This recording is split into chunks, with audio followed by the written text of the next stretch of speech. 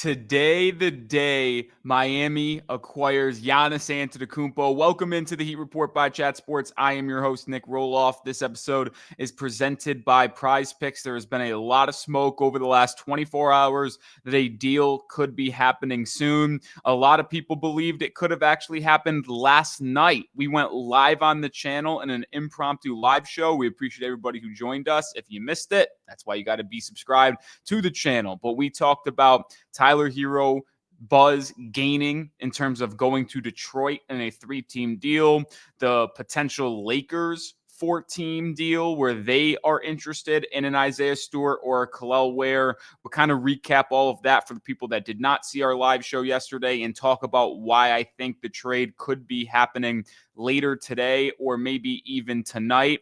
But let's start with what happened yesterday, because things went a little bit nuts in the mid-afternoon when the Locked On Pistons host, Khahil, hopefully I said that right, tweeted out that he's hearing a lot of momentum and the Tyler Herro to Detroit noise is picking up steam. And people thought, hey, if Herro is close to getting sent to Detroit, that means Giannis is probably close to going to Miami because it's a 3-team deal, a 4-team deal in all likelihood. And for people that may be skeptical, Koo has been someone that is not an insider. He doesn't try to be an insider. He doesn't try to engagement bait or anything like that. When he hears something, he tweets it out, and he has a pretty good track record. Nailed the Duncan Robinson sign and trade multiple hours before Shams Charania ultimately reported it. So this is a guy that I think is very trustworthy when it comes to Pistons because he's not just throwing shit out to the wind. If he tweets something and he thinks it's going to happen, hey, he probably thinks it's going to happen.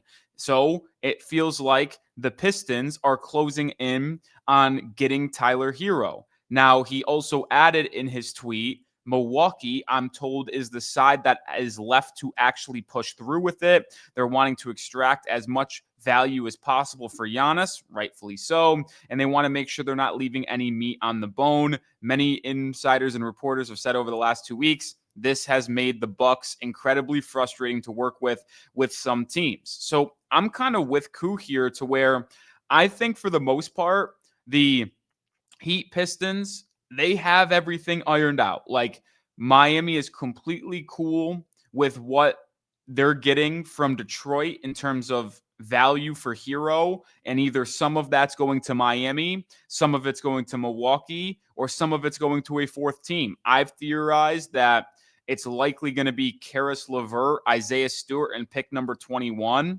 Now, we did just literally, as I'm filming this, get a tweet from Jerry Wolfel, who covers the Milwaukee Bucks. We've mentioned him a couple times throughout this entire saga. He tweeted out that, hey, the Bucks, if they make a multi-time deal with Detroit, are likely going to pursue Ron Holland in return. Are the Pistons going to be willing to send Ron Holland? Maybe, maybe not.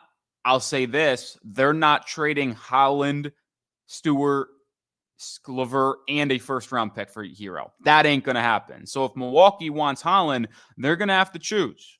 Do you rather get pick 21 or do you rather get Ron Holland? And if they want both, well, then they're just being unrealistic here. And they're a bit ridiculous. And the Bucks are like, I get it. Like the Bucks want to extract everything as possible for Giannis. He's their franchise GOAT. He's a top 5 player in the league. But if you're being unreasonable to where no trade is going to happen, well, then you as a franchise run the risk of nothing occurring, and then he leaves you in free agency a year from now. And I don't know how worried the Bucks are of that hypothetical, but you wonder if they're going to cave in a little bit and say, hey, all right, maybe we'll remove our asking price this much and we'll compromise with just Ron Holland or just pick 21. And I feel like that's going to have to happen here if this thing gets across the finish line. More coming up here in a second. Let me know what your confidence level is in Miami landing Giannis Antetokounmpo? Scout for me down in the comment section 1 to 10. While you do that, I want to tell you about our sponsor on today's show, which is PrizePicks. Download the app today and use code HMA to get $50 in lineups instantly when you play your first $5. You can see every lineup that I make on PrizePicks when you follow me via the social feeds feature. My username is Rolly, ROLLYCS. You can see every lineup I make. I play World Cup. I play US Open. I play baseball from time to time. I mostly focus on basketball and football, but obviously that's not here right now. You can even look ahead to the football season, by the way. How about this? More on Carson Beck. 3.5 games started this year for the Cardinals. I think he plays at least 6 games and starts 6 games in the back half of the year. And more on Fernando Mendoza. Regular season game started. I think he takes over for Kirk Cousins in October or even starts the year as their QB1. Join me over on PrizePicks. Download the app. Use code HMA to get $50 in lineups when you play your first $5 lineup. That is code HMA to get $50 in lineups when you play your first $5 lineup. Appreciate PrizePicks for sponsoring today's show. Link is in the comments and description of the episode. As we get back to talking about a potential multi-team trade here, the reason why I'm bringing up the Lakers as a potential 4-team deal, well, they're probably interested in adding a big man for Luka Doncic and Austin Reeves, who they're going to try to keep here in free agency. That's something that they have neglected. DeAndre Ayton wasn't good enough, and Jackson Hayes isn't good enough. They have picked 25 in this year's draft. Are they going to get a center that can be ready year one to compete and be a positive in their playoff push? I don't know. But if they want Isaiah Stewart, they could easily trade Jared Vanderbilt, Dalton Knecht, 2 contracts that are really not that valued across the league, and pick 25 to where maybe the Bucks get an extra first-round pick in the mid-20s via the Lakers. Or maybe they want Khahil Ware, and I would say Khahil Ware has more value than Isaiah Stewart, obviously. So maybe they offer Ware and another actual asset. I'm not sure. I've explored some ideas. I would imagine the Lakers have interest in Khahil Ware, but I'd imagine they might prefer Isaiah Stewart, even though he doesn't have the higher ceiling.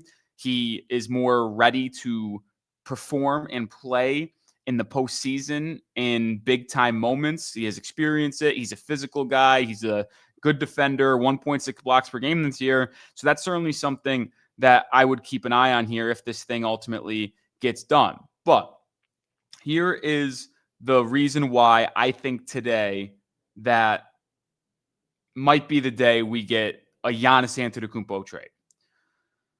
The draft is 48 hours away. And the Bucks gave themselves, because their owner Jimmy Haslam said it, a self-imposed deadline to get a Giannis trade done. Because it's been widely reported that their number one ask, in a Giannis return is draft capital this year. How are you going to get draft capital this year if you don't accept a deal before Tuesday night's draft?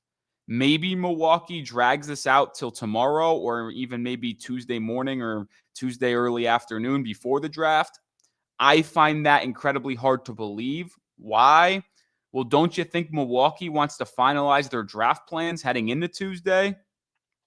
They make a trade today. That gives them 48 hours, all day Monday and almost all day Tuesday, to finalize a plan on what they want to do in the NBA draft. If it's with Miami, with pick 10 and 13. It also gives them time to maybe package pick 10 and pick 13 together to try to trade up in the draft and get a guy they really like. Maybe it's a Darius Acuff, or maybe it's a Michael Brown or Kingston Flemings at that 5, 6, 7 range. So to me, it's not far-fetched to theorize a trade could happen. I mean, Ethan Skolnick on 5 Reasons Discord, I was told that he said he thought it could have been done last night and things were close. Now, things have gotten quiet since then. Does that tell you that they're working the phones hard to try to get a deal done and actually agreed to with all parties? Does that tell you that things are going quiet on Miami's end because a different team like Boston upped their trade package got a 3-team deal with Jaylen Brown, and now they're talking to Milwaukee, and Miami's kind of left in the dark here, waiting for a response, and Milwaukee's doing that. There's many different moving parts here that could ultimately happen. I'll say this, as optimistic as I was last night that the Heat are getting Giannis, I don't feel I still have to remain vigilant because we have just been down this road too many times as Heat fans that the Heat are the favorites to land a certain star. This star wants to be in Miami, but the Heat aren't able to get it done. I know you guys don't want to hear it again. I don't want to keep on bringing it up, but Dame, Donovan Mitchell, Kevin Durant, like, I don't want to keep bringing it up, but the history there, the scars are there. So until Miami officially gets this done, and I see that Shams notification that Giannis is being traded to Miami, I still remain skeptical that Miami's going to get it done. In the words of Barry Jackson, I remain cautiously optimistic. I certainly have gotten my hopes up way higher than I wanted them to be at this point, which would mean I would be devastated if we don't get them, and it would feel like another rug pull and a disappointing failure by this organization, but I hope that's not the case. I think it could happen tonight. I would be subscribed. I would turn your notifications on. I would follow me on Twitter at Nick_Roloff, because if anything happens, we will let you know on Twitter first, and then we will be making a video and going live on the channel. So it could be a very big day this later afternoon and evening on the channel. If not, I'm going to get nervous that a trade's not going to be done. I gave the Heat a hard deadline tonight. I guess I'll open it until Monday. But like Monday night, if you don't think this is going to get done, you have to pivot and just focus towards the draft. So we'll see where this ultimately goes.